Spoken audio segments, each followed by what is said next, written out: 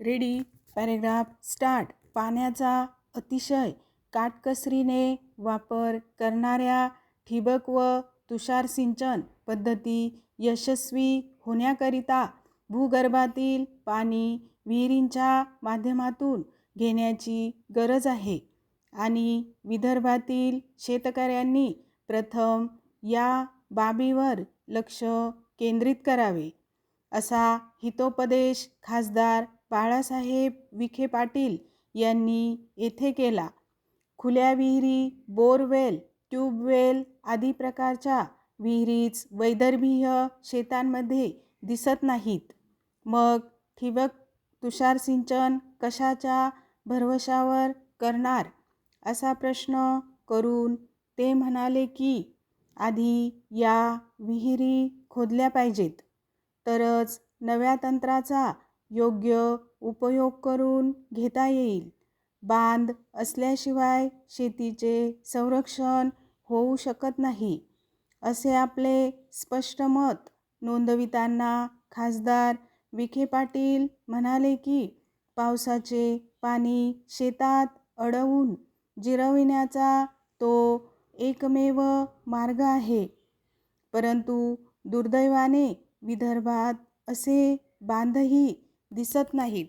महाराष्ट्र राज्य सहकारी बँकेचे नागपूर प्रादेशिक मंडळ, विदर्भ विभागीय सहकारी बोर्ड व अकोला जिल्हा मध्यवर्ती सहकारी बँक यांच्या संयुक्त विद्यमाने आयोजित कोरडवाहू शेती व पाणी या विषयावरील विभागीय परिसंवादात प्रमुख पाहुणे म्हणून खासदार विखे पाटील बोलत होते. राज्य सहकारी बँकेचे अध्यक्ष शामराव कदम यावेळी अध्यक्षस्थानी होते. खासदार विखे पाटील पुढे म्हणाले की कोरडवाहू शेतकऱ्यांची स्थिती दुष्काळी भागातील शेतमजुराइतकीच वाईट आहे. म्हणून त्याने आता परंपरागत पिके सोडून व्यापारी दृष्टिकोन स्वीकारावा आणि कमी पाण्यात येणाऱ्या फळबागा लावण्याचा प्रयत्न करावा, असे त्यांनी आवाहन केले. सिंचन हे भांडवली खर्चाचे असल्यामुळे शेती व्यवसाय जास्त खर्चिक बनला आहे. त्यासाठी सिंचनाचे आधुनिक तंत्र वापरणे ही काळाची गरज आहे.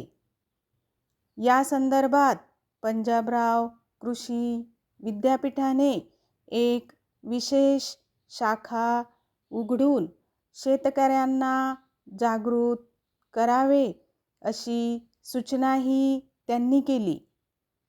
बारमाही आठमाही पाण्याच्या वादाचा उल्लेख करून खासदार विखे पाटील म्हणाले की नेते लोक आता विभागाची भाषा बोलत आहेत, तरी देखील विदर्भाची जनता जागी होत नाही. याला काय म्हणावे? स्टॉप.